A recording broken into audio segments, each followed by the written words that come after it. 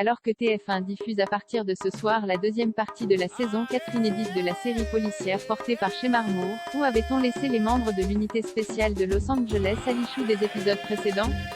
Ce soir à 21h05, TF1 reprend la diffusion de la saison 4 de SWAT, après avoir diffusé les 6 premiers épisodes en mars 2021.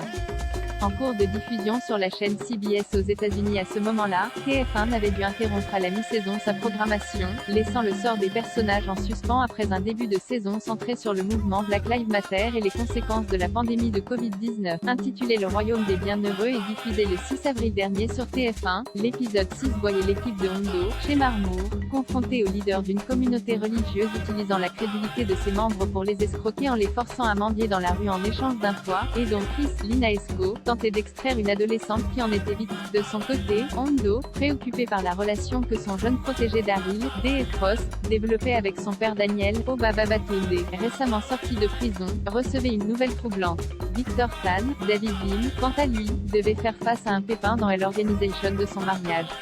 Dans ce 7e épisode inédit, les soldats du feu, l'équipe de Hondo enquête sur une brigade de sapeurs-pompiers prise pour cible par un tireur embusqué lors d'une intervention. Suite à cette attaque, plusieurs expéditions punitives se multiplient contre les pompiers. Pour les membres du SWAT, un terrible incendie survenu 2 ans plus tôt, dans lequel la brigade des sapeurs-pompiers a laissé des victimes périr, serait à l'origine de cette vengeance.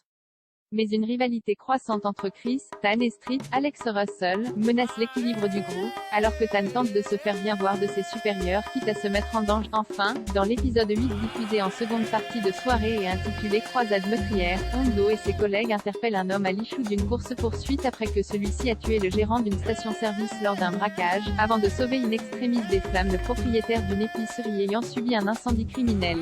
Il découvre ensuite que ces 2 attaques ont été orchestrées par un groupe de suprémacistes blancs, qui prévoit d'organiser d'autres attentes. Pendant ce temps, Deacon, Jay Harrington, et son épouse se déchirent au sujet de leur fille lorsque sa mère exprime son souhait de l'inscrire dans une école privée. En attendant de retrouver la saison 4 de SWAT sur TF1, vous pouvez revoir l'intégralité des 3 premières saisons de la série sur la plateforme de streaming Salto. La saison 5 actuellement diffusée sur CBS depuis le mois d'octobre 2021 est encore inédite en France.